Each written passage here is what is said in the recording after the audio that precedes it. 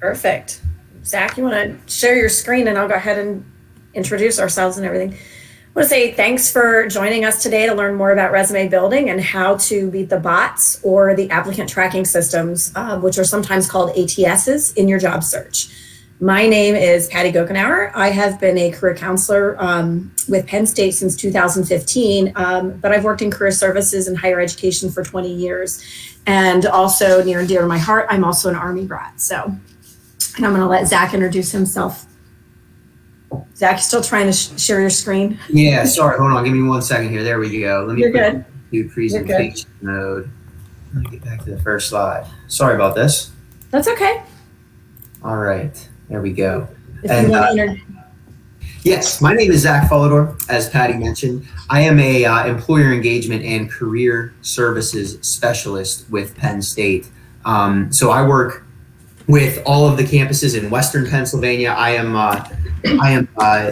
based in Pittsburgh. I have 8 campuses here in the West that I work with, and I am also, I'm very employer facing. So I work with employers, trying to get employers onto campus to interact with our students. And so obviously the resume and having a strong resume is a big part of that. So that is what we are here to talk with you all about today.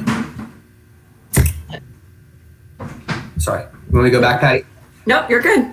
All right, cool. Nope, on to you. So the first thing we want to talk about here, folks, is that we want to make sure that to have a strong resume, it's very important to have a customized resume and make sure that it's tailored. The first step in that is to avoid resume templates, right? A lot of folks use these resume templates. They're very popular. On the surface, they look very good. But there are some things here that can be issues with resume templates. First of all, they're inconsistent. They don't like change, and they're tables based. So a lot of times, whenever you have a resume that you're building off of a template, a lot of times when you try to add things, move things, change things, you're not able to do so in a way that looks good on the resume, and things get a little bit messed up. So that's one thing that we're always very conscious to talk to our students about, is that when you're putting a resume together, just start a Word document, do it in Word or another word processing format that allows you to have complete ownership of that document and really have things formatted how you want them to be formatted, how to make sure that things are consistent with your headers, the way you set everything up, the way your resume flows. The templates don't allow you that same level of ownership and customization. They tend to waste a lot of white space, and again, they're tables based, which means they can be very tough to change or to customize to your wants and to your needs. That's another thing we'll talk about later in this in the program here, is customizing your resume based on the position that you're applying for, and using a template.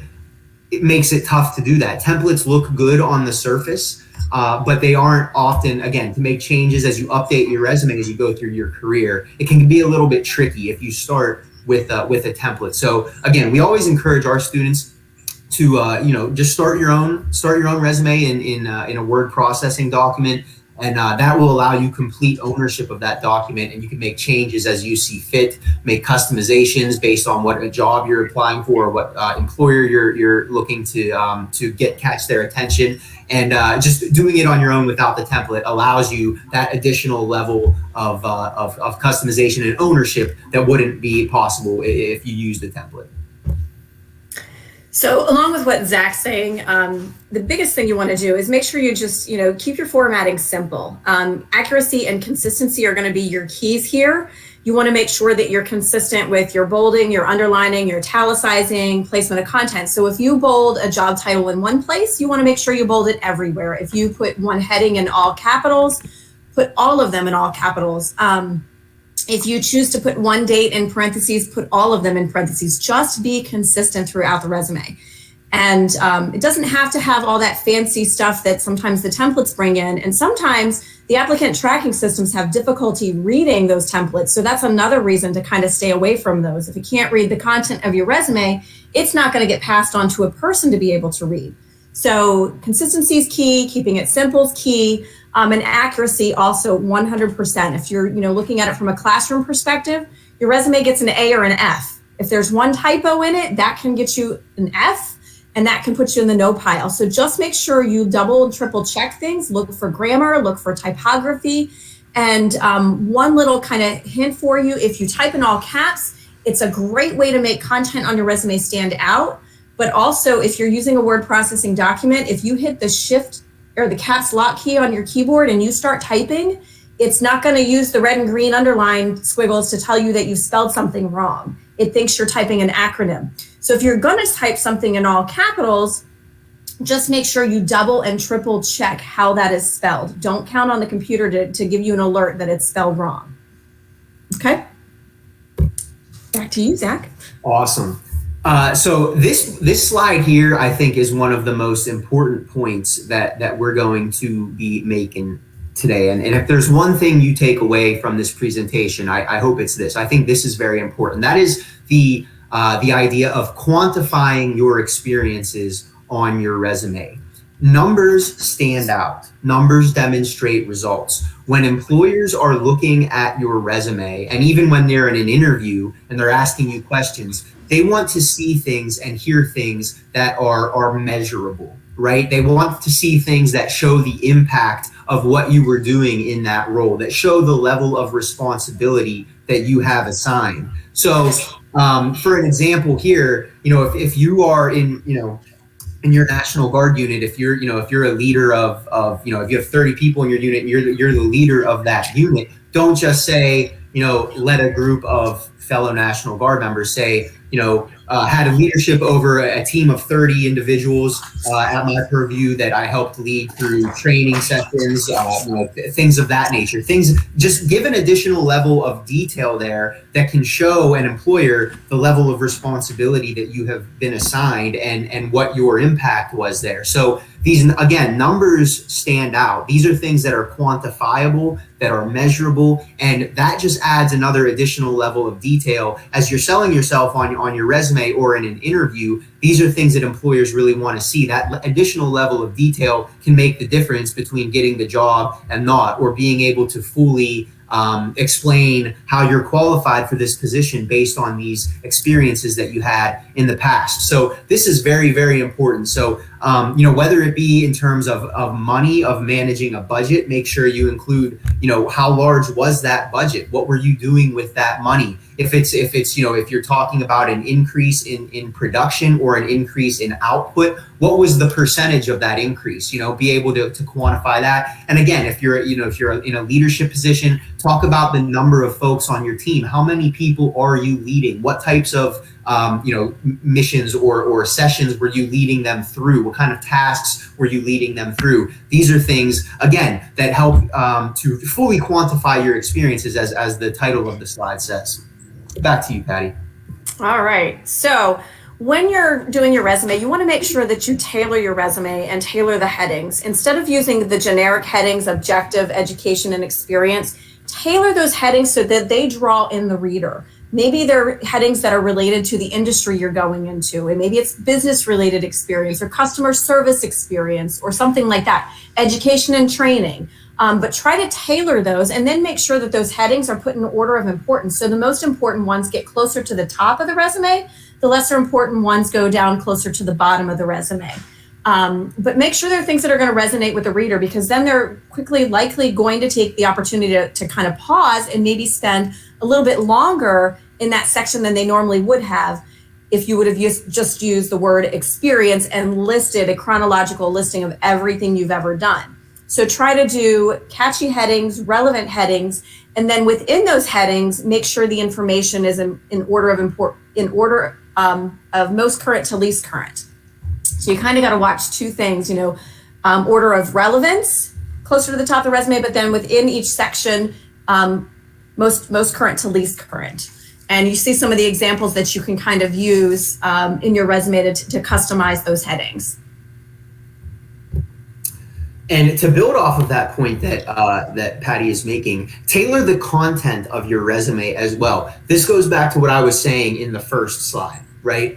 One thing we always advise our students is that your resume, you have a general framework of your resume, but your resume should be tailored for each position, for each organization that you're applying for, right? Whether it be as simple as changing the objective statement, or whether it be changing some of the bullet points and using industry specific terminology, taking a look at the job description and taking some of the words or the phrases listed in the job description and putting them in your resume where they make sense. This is something, we talked about applicant tracking systems, or Patty mentioned that a couple minutes ago. Applicant tracking systems often do, the kind of the new trend is using AI as a first screener, right? So a lot of times those ATS systems will take words from the job description and match those words up and see which resumes of the applicants that have applied have some of those words or phrases. So this customization is a very important part of it. So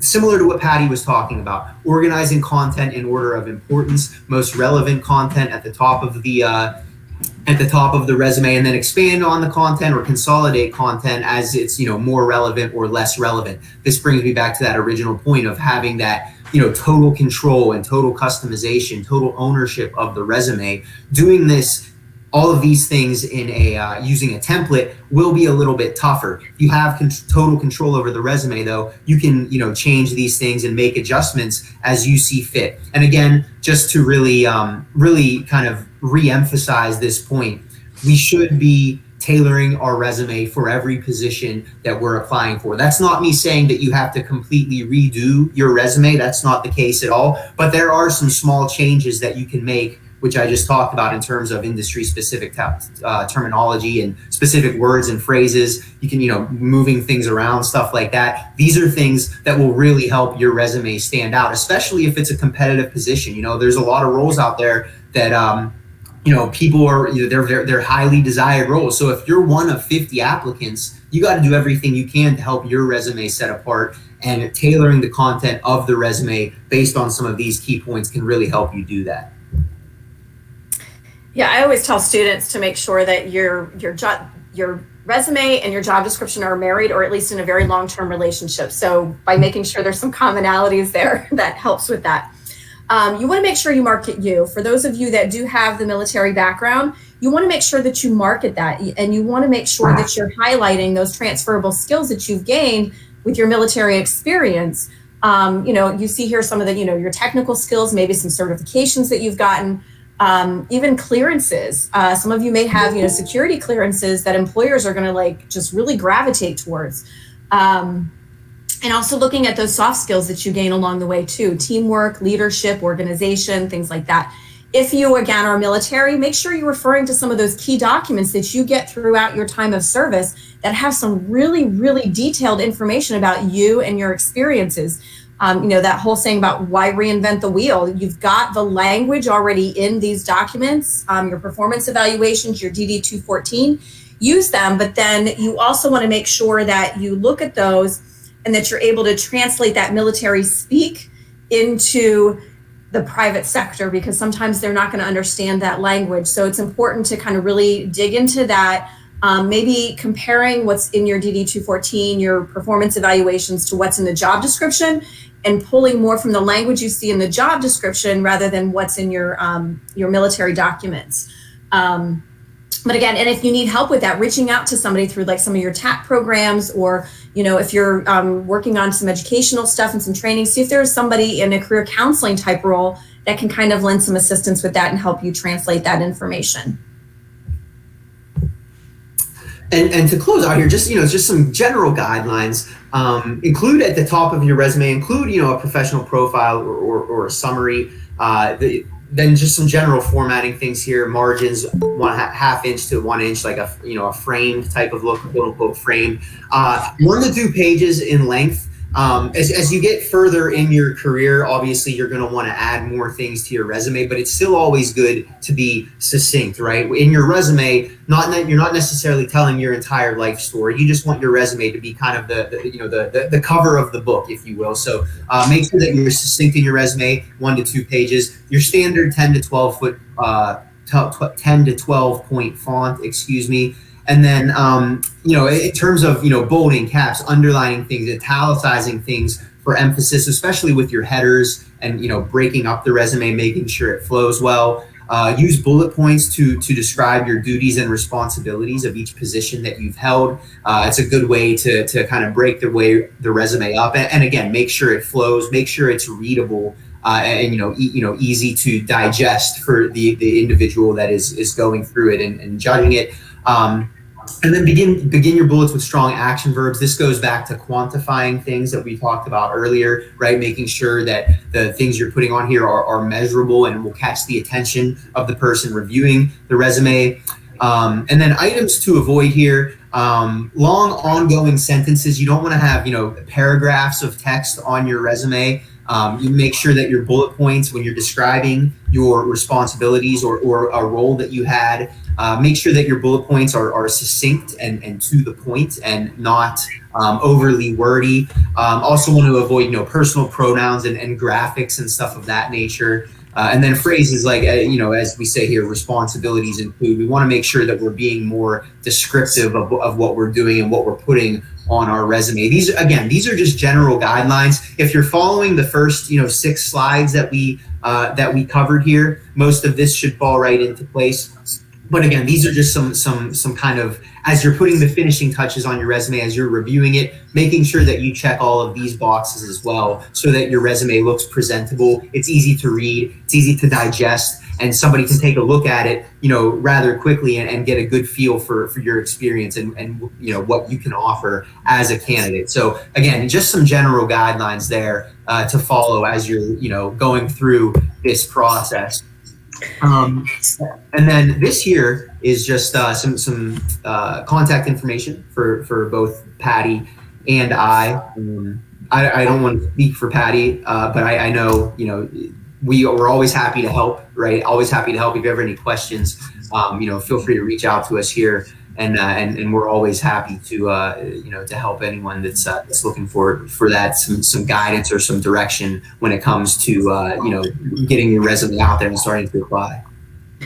I'm going to throw in one caveat on the previous slide where it said, and probably should have put a little footnote in there with the length 1 to 2 pages. That would be for private sector resumes. If you're applying for a federal position, that goes out the window. Mm-hmm. So you really need to sit down and have a conversation with somebody if you're applying for a federal position, because it takes on a whole new dynamic. But yeah, so I echo what Zach had mentioned. If you want assistance, if you have questions, you're more than welcome to reach out to us. Our contact information is on that last slide there. And with that, that's kind of our little snapshot on resumes. We'll open it up for questions for the next couple minutes. Are you guys want to, thank you. Let me give it, yes, a round of applause. That was awesome. I learned so much too. That was great. That's really good.